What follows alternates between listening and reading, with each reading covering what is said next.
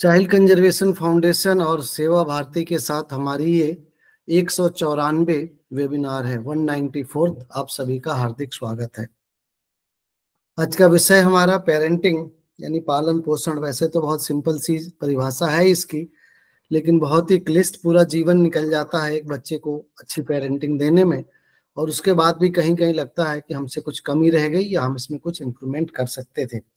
तो basically a process that prepares child towards the independence for his future can be defined in broadly as a parenting। उसका health, education और बहुत सारी चीजें उसको secure किया जा सके या उसके बारे में प्रॉपर उसको गाइड किया जा सके, जिससे आगे चल के बच्चे के जीवन में कोई समस्या ना हो। तो इन सारी चीजों को हम एक ब्रॉडली टर्म में पेरेंटिंग कह सकते हैं। आज का हमारा यही विषय है। इस पर बातचीत करने के लिए मैं आमंत्रित करता हूँ श्री आनंद प्रकाश चौकसे जी को, founder and chairman Macrovision academy, owner of a multi-specialty hospital and owner of also a chain of educational institutions, having a more than 30 years of experience in this field. Recently, the CEO of Apple invited him as the lead speaker to deliver a lecture on technology used in education। हम सभी ने देखा corona काल में technology का education में क्या महत्वपूर्ण रहा, और भी बहुत सारी चीजें हैं। बहुत लंबा परिचय है सर का, बहुत सारा परिचय, बहुत सी ऐसी बातें हैं, क्योंकि एक वरिष्ठ समाज सुधारक, एक वरिष्ठ समाज सेवी भी हैं सर। समाज के लिए शिक्षा के माध्यम से, स्वास्थ्य के, हेल्थ के माध्यम से लगातार अपनी सेवाएं दे रहे हैं। मैं आपसे निवेदन करूंगा कि आज का हमारा विषय पेरेंटिंग पर अपनी बात रखें। Anand Prakash sir, over to you sir. जी, सभी को नमस्कार। मैं पहले जान लूं कि मुझे कितने समय बोलना है, तो फिर मैं उस तरीके से ही बात रख पाऊंगा। सर 1 घंटे का सत्र है हमारा, 40-45 मिनट आप बात करेंगे, फिर 10 मिनट हम क्वेश्चन आंसर पे चलते हैं। बीच में कोई अनम्यूट नहीं करता है क्योंकि डिस्टरबेंस होता है। जी सर। ठीक है। देखिए, बच्चे का पैदा हो जाना कोई भी बहुत बड़ा काम नहीं है, ये कहीं भी पैदा हो जाता है। लेकिन बच्चे की परवरिश बहुत साइंटिफिक मैटर है, बहुत जागरूकता से किया जाने वाला काम है। लोगों के द्वारा अक्सर चूक हो जाती है कुछ मामलों में, क्योंकि कोई भी पिता अपने बेटे को वही बातें सिखाने और दोहराने का प्रयास करता है जो उसने बचपन में अपने माता पिता से सुनी थी। एक जगह पर वो चूक जाता है कि इस दौरान 20-25 साल का एक समय बीत गया है और पेरेंटिंग में अब बहुत सारा नया करने की जरूरत है। तो अभिभावकों से जो मुख्यतः गलतियां कह लीजिए या उनका अतिरिक्त प्यार बच्चे के लिए है, उसके कारण बच्चे की ग्रोथ नहीं हो पाती। देखिए, सारा जो हमारे समय का एजुकेशन सिस्टम था वो मेमोरी पे बेस्ड है, स्मृति पे बेस्ड है। बाद में गूगल आ गया। गूगल ने आने के बाद में क्या किया, वो हर चीज के जो भी जानकारी आपको चाहिए कि सेकेंड वर्ल्ड वॉर में रशिया ने क्या किया था और किसने क्या किया था, वो आपको गूगल पे मिल जाता है बहुत आसानी से। तो मेमोरी का इंपॉर्टेंस उतना ज्यादा नहीं है जितना बुद्धि के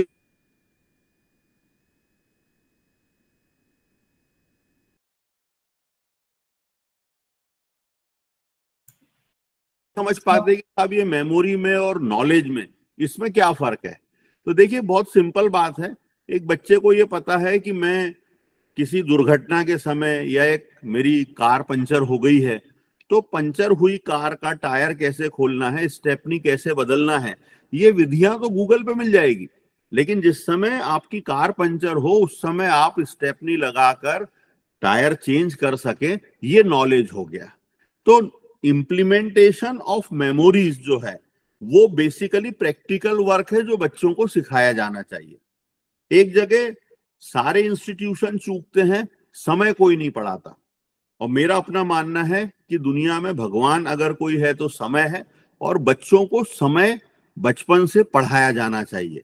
पंक्चुअलिटी क्या होती है, व्यस्तता क्या होती है, 24 घंटे के दिन में हमको यूटिलाइज कैसे करना है। अगर हम थोड़ा विस्तृत सोच करें तो हम लोग इस धरती पे पर्टिकुलर समय के लिए आए हैं। नॉर्मल 70-75 साल आदमी जीता है, ये नॉर्मल कंडीशन है। तो आपका समय तो पैदा होते से फिक्स हो गया था कि आप इतने समय के लिए हो। अब इसमें बचपन का सीखने सिखाने का 22-23 साल की उम्र तक वो एक दौर चला जाता है, और उस 21-22-23 से लेके 50 तक ही हमारी एनर्जी बहुत जोरों पे होती है, जहां अपन जिंदगी में कुछ प्रतिफल निकाल सकते हैं। हम में से हर एक की चाहत होती है कि भाई हम पैसा कमाएं और हम नाम कमाएं।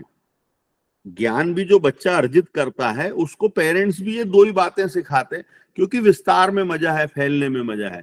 मेरा पेरेंटिंग पे सबसे पहला सजेशन किसी को भी होता है कि भैया आप बच्चे को बहुत ज्यादा इरिटेटिंग भाषण कृपया घर में बिल्कुल मत दीजिए। मम्मियां भी बच्चों को जितने ज्यादा इंस्ट्रक्शन देती हैं, बुढ़ापे में आप अपने दुखों का कारण बनाते चले जा रहे हैं। बच्चा आपके भाषणों से इरिटेट हो जाता है, बिल्कुल भी मत दीजिए। हमको चाहिए कि हम बच्चे के सामने अच्छे कर्म करके दिखाएं। आप अक्सर सोचते हैं कि साहब एक व्यक्ति, हम गए 80 साल के थे अस्पताल में, उनकी औलाद उनको पूछ नहीं रही है, ऐसा नहीं हो रहा है, सब उनसे इरिटेट हो चुके हैं, आजकल की औलाद खराब होती है। नहीं नहीं नहीं, आप एक तरफा मत सोचिए। आपको ये भी सोचना पड़ेगा कि ये जो बुजुर्ग हैं, माना 80 साल के हैं, इन्होंने जिंदगी में पेरेंटिंग में क्या क्या गलतियां कर दी, और वो पेरेंटिंग की गलतियों का भुगतान आदमी को बुढ़ापे में भुगतना ही पड़ता है। तो हमको चाहिए कि बच्चों की परवरिश के समय कुछ बेसिक चीजें याद रखें। सबसे पहली होती है उसमें कि उनको बहुत प्यार किया जाए। हर बच्चा चाहता है कि माँ बाप बहुत केयर करें, बहुत प्यार करें, मुझ पर बहुत ज्यादा भरोसा करें। ये दो तीन चीजें तो बिल्कुल चाहिए, इसी से उस बच्चे का कॉन्फिडेंस बढ़ेगा। और एक चीज, बच्चा कभी भी नहीं चाहता कि उस बच्चे को किसी से भी कंपेयर किया जाए। हम लोग इतने सारे लोग बैठ के आप मेरी बात सुन रहे हैं, आप में से कौन रेडी है साहब इस बात के लिए कि चलो हम आपको किसी व्यक्ति से कंपेयर करें? जब मैं खुद तैयार नहीं हूं कि मुझे मेरी तुलना किसी से की जाए, तो फिर आप बच्चों से क्यों उम्मीद करते हैं? और हम जाने अनजाने दूसरे के बच्चे का नाम लेकर निगेटिव वे में मोटिवेट करते हैं। वो बात बच्चे को बहुत चुभती है, बहुत चुभती है। आपके इंस्ट्रक्शंस की बच्चे को बिल्कुल जरूरत नहीं है। बेटा सच बोला करो, बेटा सच बोला करो, बेटा सच बोला करो। घंटी बजी, अरे देखो शर्मा जी आए होंगे, उनके पैसे देना है, कह देना मैं नहीं हूं। वो जो बच्चा है आपका, वो वीडियो कैमरा लेके घूम रहा है घर में आपके, और वो आप ही को रिकॉर्ड कर रहा है, और वो भविष्य में आपके साथ कैसा बिहेव करेगा, ये वर्तमान में आपके कर्म देखकर वो बच्चा तय करने वाला है। तो बच्चे को इंस्ट्रक्शन बिल्कुल भी मत दीजिए। एक और बात ध्यान रखिए, हो सकता है आप जिंदगी में किसी क्षेत्र में बहुत महारत हासिल रखते हैं, लेकिन दुनिया में हर एक का पिता मौजूद है। दुनिया में हर ज्ञानी से बड़ा ज्ञानी मौजूद है। आप कोई एक पर्टिकुलर फील्ड के डॉक्टर हैं, तो उस फील्ड में भी हजारों लोग आपसे आगे हो सकते हैं। आप कंप्यूटर इंजीनियर है, तो आपसे ऊपर बहुत हो सकते हैं। ईगो बढ़ाकर बच्चे को मत पालिए, बिल्कुल भी मत पालिए। आप अगर आपके बातचीत में और दिन भर घर में अहम की बातें करते, हम तो ठाकुर हैं, हम तो चौकसे हैं, हमारे खानदान में ये नहीं होगा, इससे बच्चे का ईगो बढ़ता है। जब भी किसी का ईगो बढ़ेगा, उस बच्चे का प्यार कम हो जाएगा। प्यार कम हो जाएगा, वो अच्छा इंसान नहीं बन पाएगा। फिर वो लाख आप उसको डॉक्टर, इंजीनियर, वकील, सीए कुछ ही बना लीजिए, अगर वो बेहतरीन इंसान नहीं बन पाया है, तो वो बच्चा कोई भी काम का नहीं है।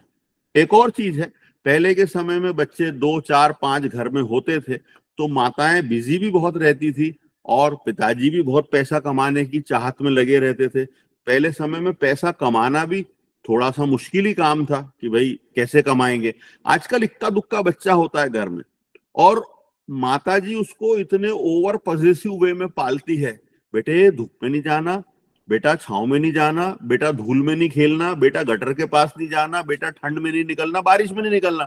वो बच्चा खेलने कब जाएगा? जब तक बच्चा अपनी एज ग्रुप के बच्चों में उठेगा, बैठेगा, खेलेगा, कूदेगा, मारपीट करेगा, कुछ शब्द अपशब्द बोलेगा, झगड़े करेगा, घसड़े लगा के आएगा, तब तक उसका ओवरऑल डेवलपमेंट नहीं होने वाला है। तो हमें इस बात का पेरेंटिंग में बहुत ध्यान रखना है कि बच्चे को खेलने कूदने के जितने भी मौके मिले, उसमें उसे प्रमोट कीजिए। न मई जून की धूप से बच्चे को कुछ होना है, न जनवरी की ठंड से, न जुलाई की बारिश से उस बच्चे का कुछ बिगड़ना है। वो तो गैरेज में से निकली हुई नई पेटी पैक गाड़ी है अभी, वो तो इनफाइनाइट कैपेसिटी लेकर पैदा हुआ है। तो उस बच्चे का कुछ भी होना नहीं है, कुछ भी होना नहीं है।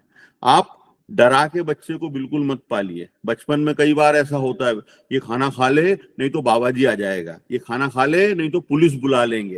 तो ये जो डर आप कराते हैं, ये बिल्कुल ही गलत तरीका है। खाना खिलाने के लिए भी छोटे बच्चों को फ्री छोड़ दो, नहीं खा रहा है ना, उसको इग्नोर करिए आप। वो खुद 4-5 घंटे बाद आके मांग के खा लेगा, नहीं दोगे तो फ्रिज खोल के निकाल के खा लेगा।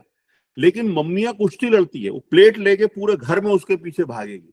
बेसिकली वो माँ भी, मैंने तो कई जगह ऑब्जर्व किया कि वो काम नहीं करना चाहती है घर के, इसलिए उसने बच्चे को खाना खिलाने में 1-1.5 घंटे का समय निकाल लिया जिससे वो बाकी कामों से बच जाए। तो ये इस तरीके की जो अतिरिक्त होशियारी हम जीवन में लेकर आते हैं, इससे कभी भी फायदा नहीं होता। बच्चे को एकदम नेचुरल वे में पालो, और एक जगह कि हम खुद निर्णय लेने वाले बने, और हम बच्चों को ऐसा पालें कि वो बच्चा भी डिसीजन ले। आप सोचते हो कि 12th तक तो आपने बच्चे को घर से निकलने नहीं दिया, साइकिल मोटरसाइकिल चलाने नहीं दिया, और अब आप उम्मीद कर रहे हैं कि 12th के बाद 4 साल में कोई कोर्स करके किसी कंपनी का सीईओ हो जाएगा, मैनेजर हो जाएगा, जनरल मैनेजर हो जाएगा। अरे भाई, वो कंपनी वालों को उस व्यक्ति की जरूरत है जो क्विक डिसीजन ले सके, और क्विक डिसीजन लेने के लायक आप बच्चे को बनने ही नहीं देते। होना ये चाहिए कि 3rd-4th का भी बच्चा है तो माँ अगर कहीं शादी में जा रही है, वो पलंग पे 3-4 साड़ियां रख दे, बेटा तू बता कौन से कलर की पहनूं, वो साड़ी माँ पहने। बच्चे को फ्री कर दो, अगर वो ब्लू कलर के पैंट पे ग्रीन कलर का शर्ट पहन रहा है और ग्रीन कलर के पैंट पे रेड कलर का शर्ट पहन रहा है, उसको पहनने दीजिए। उसका डिसीजन सही है या गलत है ये बाद की बात है, बच्चे को निर्णय तो लेने दो। पिताजी ने बच्चे से पूछना चाहिए कि बेटा आज कौन सी सब्जी बनवाना है, मैं कौन सी सब्जी बाजार से लेकर आऊं। माँ ने पूछना चाहिए आज खाना क्या बनाना है। ये छोटी छोटी छोटी बातों से उस बच्चे में निर्णय लेने की क्षमता डेवलप होगी, वो भविष्य में जाके बहुत बड़ा आदमी बनेगा। कॉन्फिडेंस किसी के मोटिवेशनल लेक्चर से नहीं बनता, कॉन्फिडेंस कर्मों से बनता है। छोटे छोटे कर्म बच्चा करेगा, गलतियां करेगा। हम और आप इतने लोग यहाँ बैठे हैं, एक कह दे कि साहब मैं बिना घसड़ा लगे मैं साइकिल चलाना सीख गया था, पॉसिबल ही नहीं है, पॉसिबल ही नहीं है। साइकिल चलाना आप तभी सीख पाएंगे जब 1-2 जगह से खून निकलेगा, एक आध टाका आपको लगेगा। साइकिल चलाना उसी कंडीशन में व्यक्ति सीख पाता है। जितनी जल्दी सिखा दो उतना अच्छा है। खेलने से बच्चों में एक फायदा आता है कि उनमें खिलाड़ी भावना पैदा होगी। खिलाड़ी भावना पैदा होने से क्या होता है कि जब उनकी जिंदगी में छोटी छोटी असफलताएं आएगी तो वो नर्वस नहीं होंगे। आपने कभी देखा है कि कोई फुटबॉल खेलते हुए बच्चा बॉल को सबको चका के गोल तक ले गया और जोर से मारा, बॉल गोल में नहीं गई या गोलकीपर ने रोक ली, तो वो बच्चा वहां झुंझला के बैठ नहीं जाता, अरे जाओ हम नहीं खेलेंगे, हम इतनी मुश्किल से बॉल लाए, हमारा गोल नहीं हुआ। ऐसा नहीं होता। वो बच्चा फिर बॉल के पीछे दौड़ता, फिर गोल करने की कोशिश करता है, फिर बॉल लेके फिर भागता है। ऐसा 70 मिनट तक लगातार करता रहता है। तो अगर आपका बेटा फुटबॉल खेलेगा, वॉलीबॉल खेलेगा, कुछ भी खेलेगा, तो उसकी जिंदगी की चीजों को लेकर खेल भावना विकसित होगी, और जब खेल भावना विकसित होगी तो वो बच्चा एज ए स्पोर्ट्स पर्सन जिंदगी के सुख दुख को एक साथ लेगा। कृपया बच्चे पर किसी भी प्रकार का दबाव मत बनाइए, प्रेशर बिल्कुल मत बनाइए। पेरेंटिंग का ये मतलब है ही नहीं कि मैं डॉक्टर हूं तो मेरी औलाद भी डॉक्टर बन जाए, मैं इंजीनियर हूं तो मेरी औलाद भी इंजीनियर बन जाए। ये पेरेंटिंग नहीं होती। मैं आपको एक छोटी सी बात पूछता हूं कि आप मुझे 2 गुलाब के फूल दुनिया में लाके दे दो, फोटो खींच के दे दो, जिनके एक जैसे फूल हों।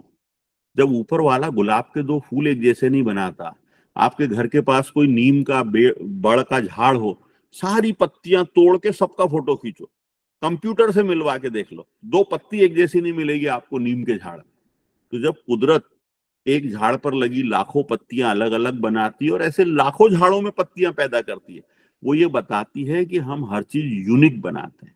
तो आपका जो बच्चा घर में आया है, बेटा है या बेटी है, उनको भी आपस में कंपेयर मत कीजिए। वो दोनों बच्चे यूनिक है, अद्वितीय है। पेरेंटिंग का मतलब ये होता है कि हम बच्चे में ये जानने की कोशिश करें कि ऊपर वाले ने इस बच्चे को किस काम के लिए भेजा है। आप बच्चे को देखिए, अगर वो 4-5-6 लड़कों को इंस्ट्रक्शन दे रहा है, लड़कियों को इंस्ट्रक्शन दे रहा है, मतलब वो टीम लीडर अच्छा है। फिर आपने कोशिश करना चाहिए कि उसको जिंदगी में ऐसा कोई काम दे जिसमें वो टीम लीडर बने। अगर एक डॉक्टर का बेटा है और वो पापा के कामों को देख देख कर ही बहुत इंप्रेस है और उसका भी अंदर से मन कह रहा है कि मैं डॉक्टर बनूं, तो डेफिनेटली माता पिता ने उसकी मदद करना चाहिए। लेकिन वो बच्चा बचपन से ही अपनी मोटरसाइकिल खोल ले रहा है, साइकिल खोल ले रहा है, टूट फूट बना ले रहा है और वो पूरे मैकेनिकल इंजीनियरिंग वाले काम कर रहा है, तो उस बच्चे को इंजीनियर ही बनने दिया जाना चाहिए। बच्चे पर आप जब भी दबाव बनाएंगे या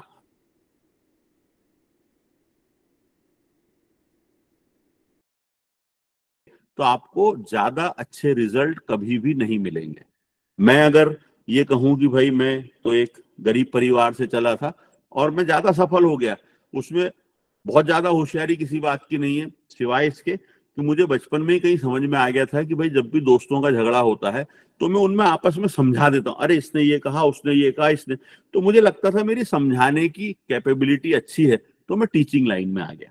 टीचिंग लाइन में आ गया तो मुझे शायद भगवान ने शिक्षक ही बना के भेजा था, और मैं विगत 30-35 साल से वही काम कर रहा हूं, इसलिए मैं सफल हूं। अगर मेरे जैसे व्यक्ति को किसी परचून की दुकान पर या किसी जनरल स्टोर पर बिठा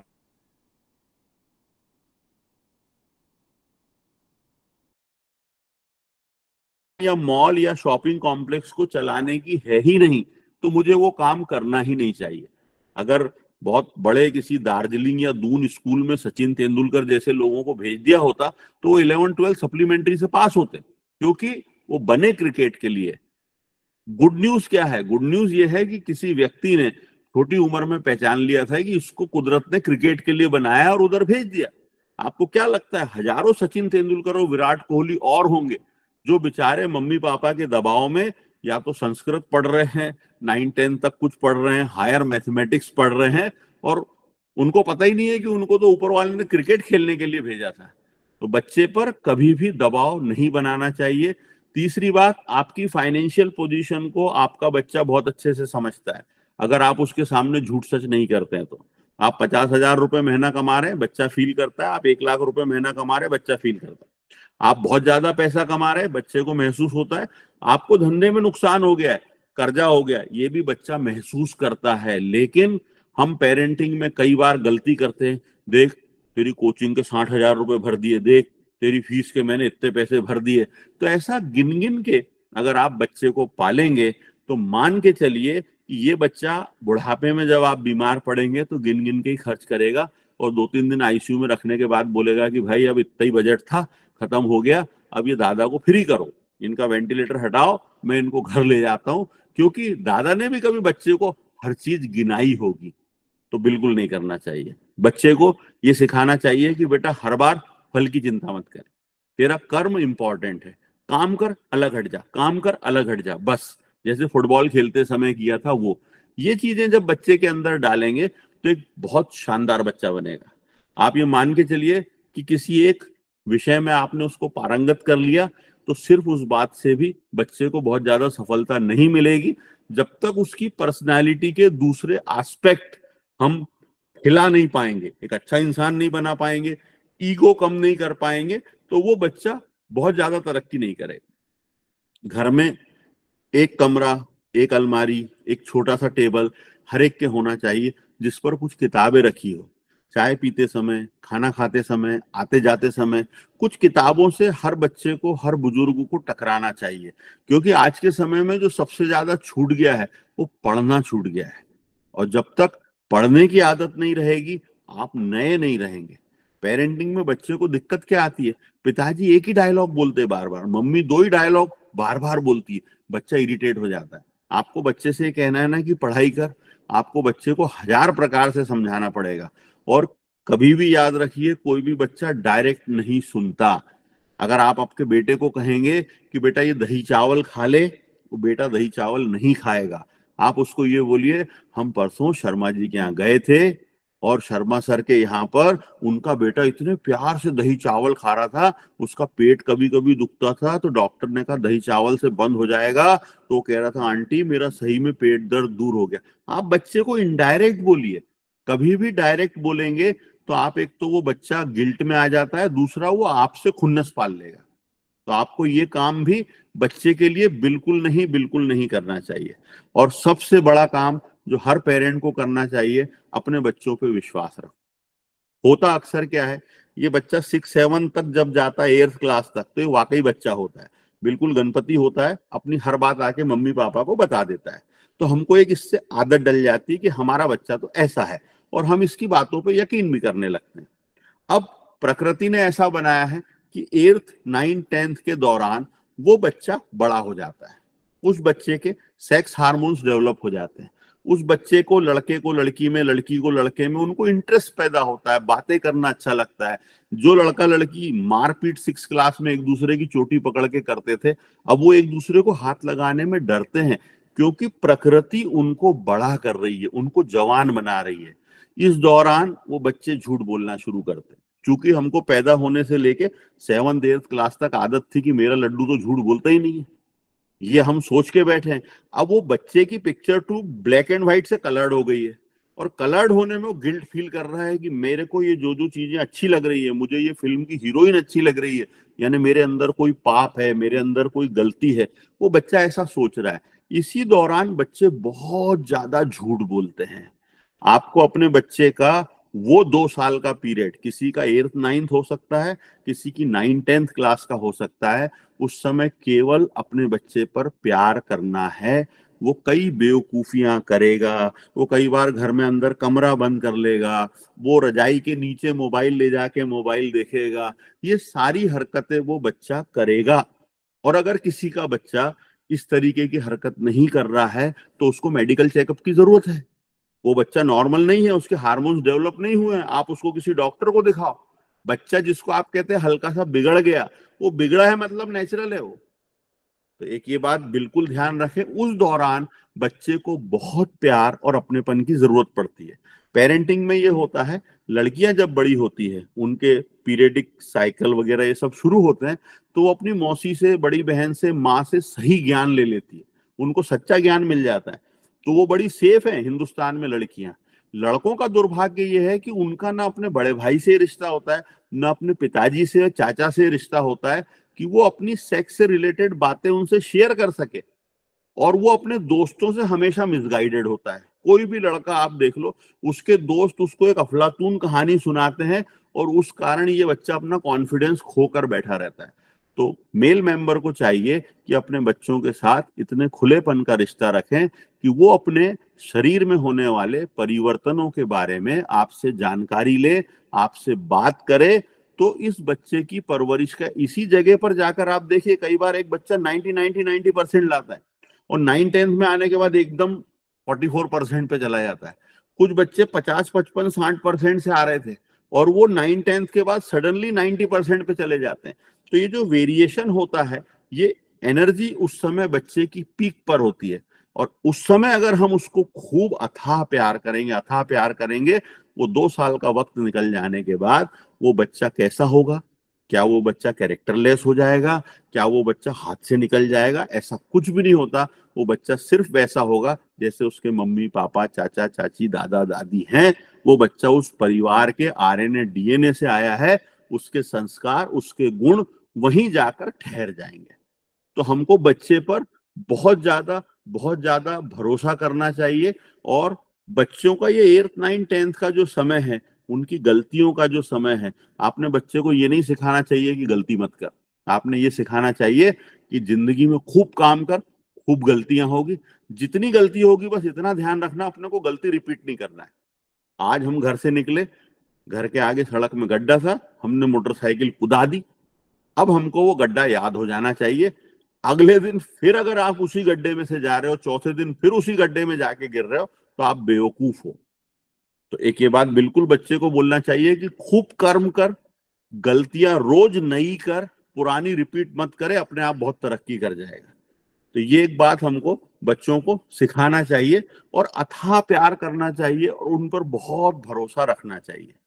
बच्चे को मर्द बनाओ, लड़की हो या लड़का हो, मेंटली आप उसको जितना स्ट्रांग बनाएंगे, जितना वो निर्णय लेने वाला बनेगा, उतना ही वो बच्चा तरक्की करेगा। मेरे को 35 साल हो गए, मैंने हजारों बच्चों को अपने से भी कई गुना ज्यादा सफल होते हुए देखा है, बड़े बड़े पदों पर जाते हुए देखा है, लेकिन उनमें ये सारे कॉमन फीचर्स थे जो मैंने आज आपसे डिस्कस किए। आप अगर इस पर कोई भी सवाल कुछ पूछना चाहते हैं, मेरा जितना ज्ञान है उसमें मैं जवाब देने की कोशिश करूंगा। टेक्नोलॉजी से बच्चों को बिल्कुल मत डराइए। आपका बच्चा टीवी बहुत देख रहा है, बहुत देख रहा है, बहुत देख रहा है, तो उसमें एक ही बात है टीवी छुड़ाने का तरीका, कि आप उसके सामने एक चेयर लगा दीजिए टेलीविजन के, और 24 घंटे, 48 घंटे, 72 घंटे उसको वहीं सुलाओ, वहीं खिलाओ, वहीं बिठा के रखो, उसको टेलीविजन से नफरत हो जाएगी। आप सोचोगे कि मैं इंस्ट्रक्शन देके उसका टीवी छुड़ा लूंगा, ये संभव नहीं है। आप उसको अतिरेक पर ले जाओ किसी भी चीज के। अगर वो मोबाइल खेल रहा है, ले बेटा मोबाइल हाथ में, चालू करो। नहीं पापा, नहीं अभी बैठो बैठो, फिर चालू करो, फिर मोबाइल देखो। बाथरूम जा रहा है, मोबाइल ले जा, ये ले जा। आप उसको दे दो मोबाइल, मोबाइल मोबाइल करो तो मोबाइल फेंक देगा, क्योंकि बच्चा विरोध में जीता है। और आप उससे जितना बचाएंगे, जितना छुपाएंगे, तो गड़बड़ हो जाएगी। एक और बात ध्यान रखिएगा कि जिस बच्चे में जितनी चंचल प्रवृत्ति है, उसका दिमाग उतना ज्यादा तेज चल रहा है। आपके घर मेहमान आए और आपका छोटा बच्चा देवधम मचा रहा है, यहाँ चढ़ वहां चढ़, यहाँ से कूद वहां से कूद, खुश हो जाइए अंदर से, क्योंकि उस बच्चे को भगवान ने दिमाग दिया है, वो लोगों को अट्रैक्ट करने की कोशिश कर रहा है। और अगर मेहमानों के आने पर आपने अपने बच्चे को कहा कि बेटे गणेश बैठ जाओ चेयर पर, और वो हाथ बांधकर 1.5 घंटा बैठा रहा, इसका मतलब ये है कि वो गणपति बप्पा का कोई दिमाग चल नहीं रहा, आपके गणेश का। उसको आपको दिमाग चलाने वाली हरकतें करवाना है। तो बहुत ज्यादा इंस्ट्रक्शन मत दीजिए, बहुत सारा प्यार कीजिए और बहुत सारे सवाल पूछिए जितने आप मुझसे पूछना चाहते हैं।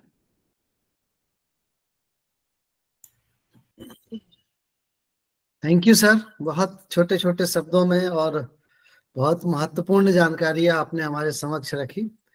तो ओपन सत्र है, जिसको भी प्रश्न हो। लक्ष्मण सर ने हैंड रेज किया, अपनी बात रखें। लक्ष्मण सर।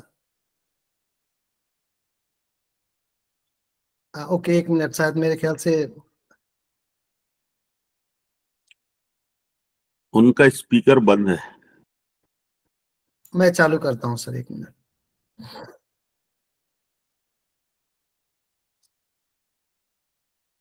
लक्ष्मण सर, आप अपनी बात रखें जी, अनम्यूट कर लीजिए। भाई साहब भी जुड़ गए, राघवेंद्र भाई साहब भी, जी भी जुड़ गए हमारे। भाई साहब स्वागत है आपका।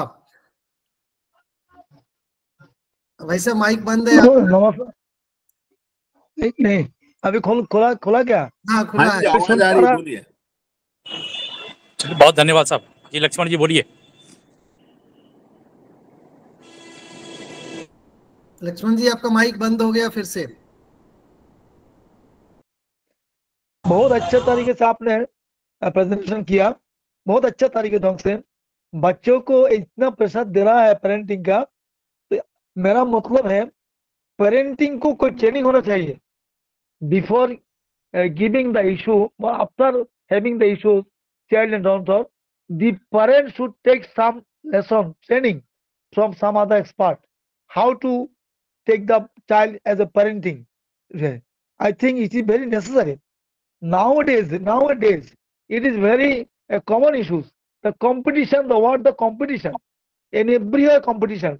The father, mother, they're producing a single issue, daughter or the child. They're trying to see the child in the topmost position of the wherever. In this way, teaching is going on, learning is going on, and also the teachers of the government institution or private institution, they are giving the lesson only in lieu of money, nothing more than in lieu of money. So the child from the very beginning came to know that in lieu of money he is getting, in lieu of pressure he is attaining. So how can this problem can be solved, please?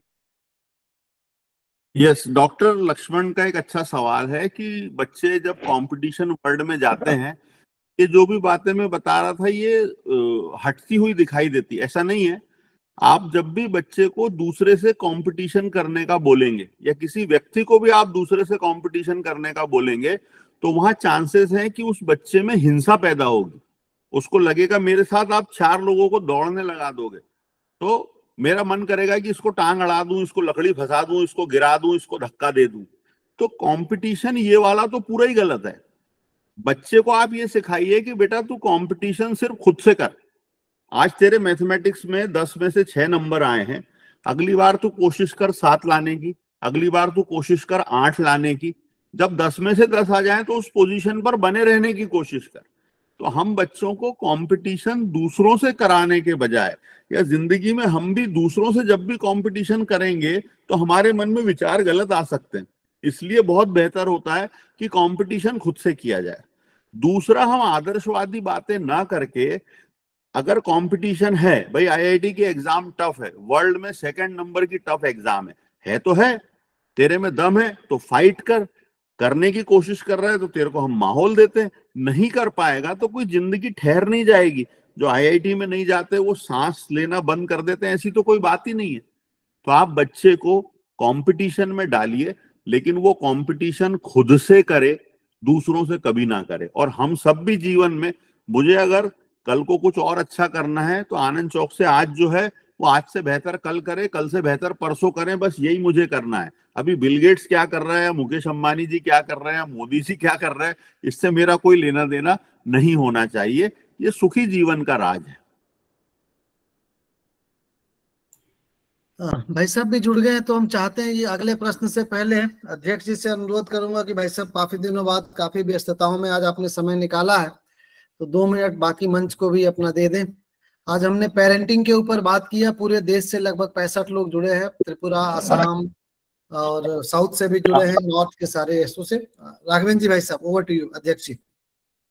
जी बहुत बहुत धन्यवाद आदरणीय कृपाशंकर जी, और बहुत बहुत धन्यवाद आप सभी लोगों का। बीच में मैं कुछ व्यस्तताओं की वजह से काफ़ी समय नहीं जुड़ पाया, लेकिन हम जिस मिशन के लिए काम कर रहे हैं वो मिशन उसी गति से और उससे और अधिक गति से आगे चल रहा है। इसकी बड़ी खुशी की बात है। और मैं भी आदरणीय चौकसी जी को सुन रहा था, तो बहुत बखूबी से उन्होंने बहुत बातों को हम सबके सामने रखा है। और मुझे लगता है ये उनकी बातें नहीं थी, जीवन मंत्र थे। और जीवन मंत्र हमेशा हर क्षण हर पल व्यक्ति के जीवन में काम आते हैं। हम जब भी उस सिचुएशन में खड़े हों तो ये जो आज कही गई छोटी छोटी बातें कह सकते हैं, छोटे छोटे टिप्स कह सकते हैं, ये हमें, हमारे परिवार को, हमारी जनरेशन को, आने वाली सबको एक दिशा देने का काम करेंगी। तो वास्तव में आज की जो चर्चा है वह बहुत ही सार्थक है, और मैं इससे पूर्णतः सहमत हूँ कि वास्तव में ईश्वर ने जिसको बनाया है उसके जैसा और किसी को नहीं बनाया। जितने भी बच्चे हैं, जितने भी इस विषय को सुन रहे हैं, जो भी प्रकृति में आया है, ऐसा कहा गया है ईश्वर ने एक गुण उसके अंदर इतना दिया है कि उस गुण के बराबर उसका और कोई सानी नहीं होगा। हम उसके उन गुणों को निखारने की कोशिश करें, और वो अगर उसके अंदर की जो एक विशेषता है, अगर उसी दिशा में वो बढ़ता है, उस दिशा को हम पहचान लेते हैं, उस दिशा की तरफ अगर वो काम करता है, तो कई गुनी ज्यादा क्षमताओं के साथ कर सकता है। अक्सर लोग बोलते हैं कि सचिन तेंदुलकर को अगर डॉक्टर बनाते शायद नहीं बन पाता, क्योंकि उसके अंदर खेल का एक इतना बड़ा टैलेंट था। तो हर व्यक्ति के अंदर ईश्वर ने किसी एक विशेष गुण के साथ भेजा है। तो मुझे लगता है बच्चों के उस गुण को पहचानें, उनके अंदर जो प्रतिभा है उस प्रतिभा में उसको और आगे बढ़ाएं। हम अपने विचार को, अपनी इच्छा को उसके ऊपर थोपे ना। अगर हम थोपते हैं तो मुझे लगता है उसके एक स्वाभाविक जो गुण है, स्वाभाविक जो विकास की प्रक्रिया है, वह अवरुद्ध हो जाती है। और हम सब लोग एक समाज सेवी के रूप में, एक कार्यकर्ता के रूप में हम सब काम करते ही हैं। इन सब के साथ में पेरेंट्स के रूप में भी हम अपनी ड्यूटी, जो कर्तव्य है हमारा, उसको हम पूरा करते हैं। तो आज की चर्चा हमें एक कार्यकर्ता के रूप में, हमें एक समाज सेवी के रूप में, हमें एक बच्चों के बीच में काम करने वाले के रूप में, और एक पेरेंट्स के रूप में, ये जो आज की चर्चा है बहुत सार्थक हुई है। मैं आप सभी को बहुत बहुत धन्यवाद देता हूँ, और बहुत बहुत आभार ज्ञापित करता हूँ, और बहुत बहुत धन्यवाद सीसीएफ की पूरी टीम को देता हूँ, जिसने इस यज्ञ को आबाद गति से बनाए रखा है। और मुझे लगता है दुनिया का सबसे लॉन्गेस्ट चलने वाला कार्यक्रम यह बन गया है, बनता जा रहा है। और हमारे हमारा जो रिकॉर्ड है उसको केवल हम ही ब्रेक कर सकते हैं, हमारे अलावा और कोई ब्रेक नहीं कर सकता। इसका सौभाग्य हम सबको मिल रहा है। इसके लिए मैं आप सभी को बहुत बहुत धन्यवाद देता हूँ, आभार ज्ञापित करता हूँ। धन्यवाद भाई साहब। विजया दीदी ने हैंड रेज किया, अपना प्रश्न रखें। विजया चौहान दी।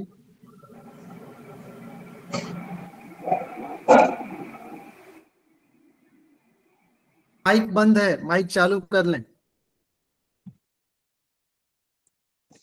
जी सर, नमस्कार सभी को। अब आवाज आ रही है? जी जी जी सर, नमस्कार। सर, जैसे कि अभी जो चर्चा हो रही थी, इसमें हमको ये बता रहे थे चौकसे जी आदरणीय कि एक बच्चे के अंदर एक स्वाभाविक गुण होता है। हमको उन गुणों को कैसे पहचानना है, या उसके अंदर जो विशेषता है, उसका फील्ड ऑफ इंटरेस्ट क्या है, ये हम कैसे पहचान सकते हैं? कृपया इस बारे में थोड़ा सा मार्गदर्शन दें। आप उसको, बच्चे को ज्यादा से ज्यादा काम करने दीजिए। जी। मान लीजिए आपके बच्चे में फुटबॉल खेलने का गुण है और वो किसी कारण से ग्राउंड तक पहुंचा ही नहीं, तो उस गुण का तो कभी भी पता नहीं चलेगा। जी आप बिल्कुल। कहीं ऑर्केस्ट्रा देख रहे हैं, वो बच्चा बैंड वालों के पास जाके खड़ा है, पुंगी बजाने वाले को देख रहा है, देखने दीजिए। वो खेलने वालों को, वो कार रेस देख रहा है ना, टीवी पर वो स्पोर्ट्स में कोई पर्टिकुलर गेम देख रहा है, तो उसको आप जितना विस्तार से जो कुछ है सब करने दीजिए। वो जी करते करते में उसको कोई एक चीज समझ में आ जाएगी कि इस काम को मैं जिंदगी भर पूरे मजे के साथ कर सकता हूँ। जी। जनरली तो ये सब 18-20 साल के आसपास क्लियर हो जाता है, लेकिन हम्म। 10% बच्चे ऐसे देखे हैं जिनको 27, 28, 29 साल की उम्र में पता चलता है कि मेरे को तो भगवान ने इस काम के लिए बनाया था। जी जी तो हमको थोड़ा वेट करना चाहिए, हमको उसको उलाहने नहीं देना चाहिए। अगर किसी बिल्कुल। के घर 4 बच्चे हैं तो एक बच्चा ऐसा निकल सकता है जिसका 25-26 साल में भी आपको सिर फोड़ने की इच्छा होगी कि समझ में नहीं आ रहा है जिंदगी में क्या करेगा, जी जी जी। है ना। पर वो पता चलता है कि क्लिक हो जाएगा, उसको अपने आप हो जाएगा। अच्छा, कई बार ऐसा होता है सर कि बच्चे कुछ दिनों के लिए किसी एक चीज में इंटरेस्ट लेते हैं, कुछ दिन उनके बाद उनका इंटरेस्ट चेंज होने लगता है। वो तो हमारे अंदर भी स्वाभाविक चीजें होती है कि कई चीजें हमें पहले जो पसंद थी वो बाद में नापसंद होने लगती है, या हमारा भी इंटरेस्ट चेंज होता है। तो ऐसे समय में बच्चों का हमारा जो चेंज होता है इंटरेस्ट बार बार, तो उसमें हम लोग फाइंड आउट नहीं कर पाते कि बच्चे के लिए क्या अच्छा क्षेत्र है। देखिए, उसको अगर 15 दिन के लिए भी कोई चीज पसंद आई है, जी। का दीवानापन इतना है कि वो मई के महीने में छत पे बैठ के भी उस काम को करने को राजी है। अच्छा। मान लेते हैं उसको पोगो देखना अच्छा लग रहा है, अब हम्म। तो देखना ही उस बच्चे को, छोटे को पसंद है और वो सबसे लड़ लड़ा के धूप में बैठ के देख रहा है। तो जी आप जी एक बात पर अप्रिशिएट करिए कि इस बच्चे में प्यार करने की, किसी चीज को चाहने की इंटेंसिटी बहुत ज्यादा है। गड़बड़ सिर्फ ये हो रही है कि अभी एक फालतू चीज को चाह रहा है। हम्म। लेकिन ये बच्चा जिंदगी में किसी से प्यार करेगा, माँ बाप से प्यार करेगा तो एक्सट्रीम करेगा, अपने काम से प्यार करेगा तो एक्सट्रीम करेगा, क्योंकि वो गुण तो दिख रहा है, सिर्फ अच्छा। ऑब्जेक्ट गलत है अभी। हम्म। जल्दी नहीं करना चाहिए पेरेंटिंग में, एकदम जल्दी नहीं मचाना चाहिए कि साहब हमको अभी रिजल्ट मिल जाए। कर्म करने को जो भी मनुष्य, जो भी बच्चा इंजॉय कर रहा है, वो दुनिया का सबसे अच्छा व्यक्ति। हमको उसको सिखाना चाहिए कि फल की चिंता मत करे। तेरे को काम करना अच्छा लग रहा है ना, कर ले। तेरे को 2 घंटा वॉलीबॉल खेलना अच्छा लग रहा है, वेरी गुड। आप उसमें नफा नुकसान फायदा कुछ भी चर्चा मत करो। वो वक्त के साथ अक्ल उसमें खुद आ जाती है और जिंदगी के दबाव अपने आप बनते हैं। बच्चे अपने साथ वालों को ज्यादा तरक्की होते देखते हैं तो उनके मन में विचार आता है मैं भी कुछ करूं, कुछ तो करूंगा ही मैं। और यही, इसी का नाम जिंदगी है। आप उसको उंगली पकड़ के कहीं सफलता के पहाड़ पे नहीं ले जा सकते। और हम्म। बच्चा सफल होगा, असफल होगा, जो भी होगा, 95% क्रेडिट बच्चे को जाता है। आप देखिए ना, हम, मेरे खुद के 2 हम सगे भाई बहन हैं, आपके कोई भाई बहन 3-4 होंगे। माता पिता ने तो सबको एक ही स्कूल में डाला, एक जैसा पढ़ाया, एक ही घर में रखा, एक जैसा खाना खिलाया, पर चारों भाई जी बहन अलग अलग होते हैं, क्योंकि ये अलग अलग होना ही तो प्रकृति है। जी जी जी। जी। धन्यवाद आपका। सत्र ओपन है, और किसी को प्रश्न रखना है तो अपना माइक अनम्यूट करके बात रख सकते हैं। जी सरफराज जी, अपनी बात रखिए। अपना थोड़ा परिचय भी दे दीजिएगा सरफराज जी।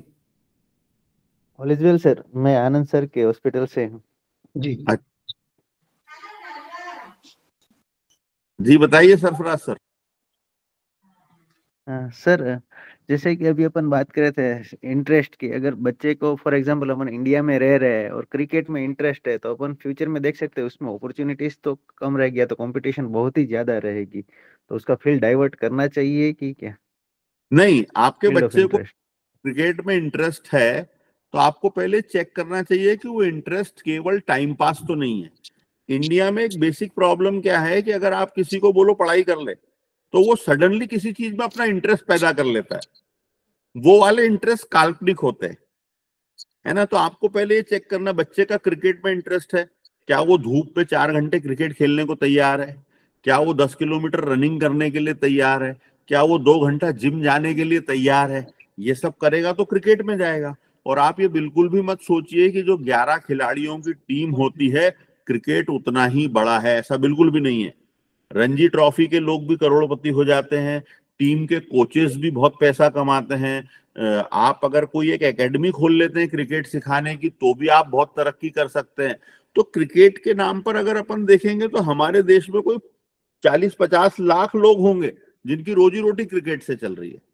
कई टीचर हो जाते हैं जो स्कूलों में जाकर बच्चों को सिखाते हैं, वो भी एक आगे बढ़ने का तरीका। तो ऐसे तरीके बहुत ज्यादा है, स्कोप हर लाइन में इनफाइनाइट है, हर लाइन में।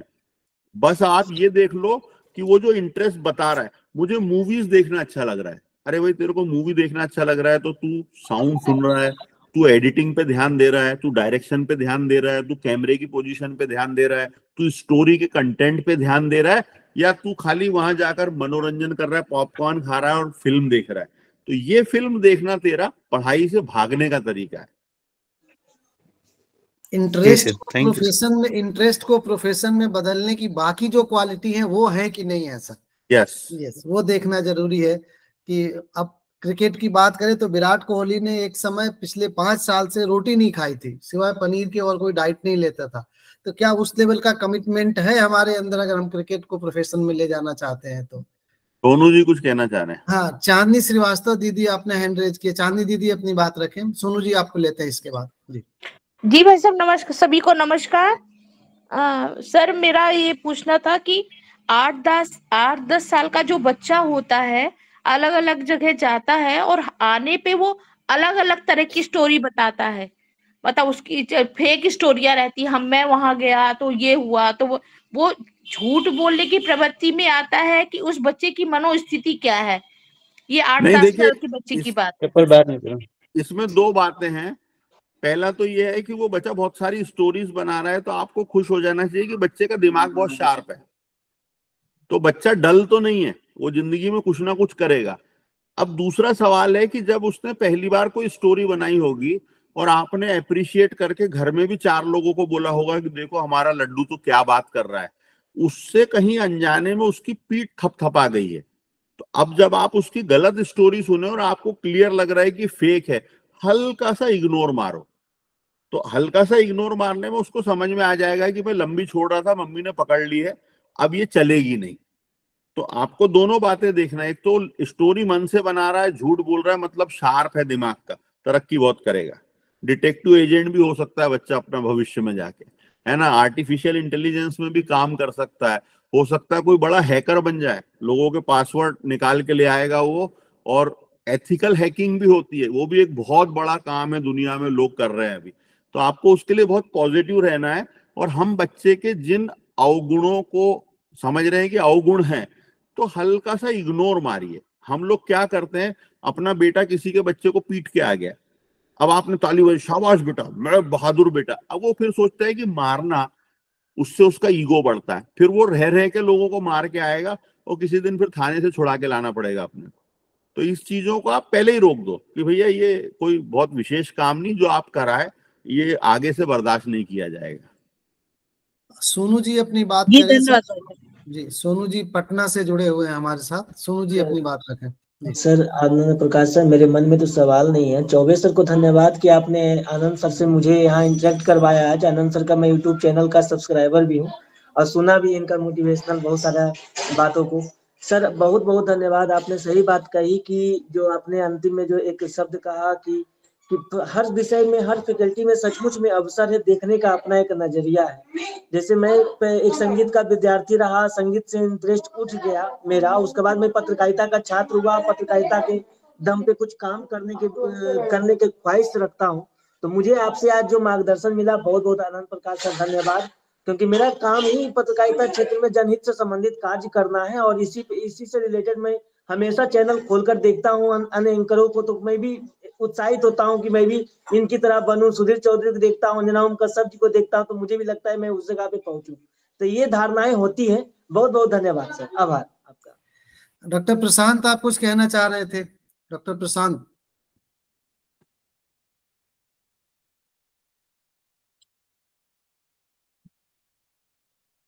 डॉक्टर प्रशांत गंगराड़े, शायद आपने अपना माइक अनम्यूट किया था, कुछ कहना चाह रहे थे। चलिए, तो अगर किसी के प्रश्न नहीं है तो हम ये सत्र यहाँ समाप्त। जी रवि जी अपनी बात रखें। नमस्कार सर, बहुत बहुत धन्यवाद आप लोगों का, जो आपने कुछ हमारा इंसाइट जो है वो बढ़ाया। अभी मेरा बेटा भी एडमिशन टेस्ट तो क्वालिफाई कर लिया, अभी 26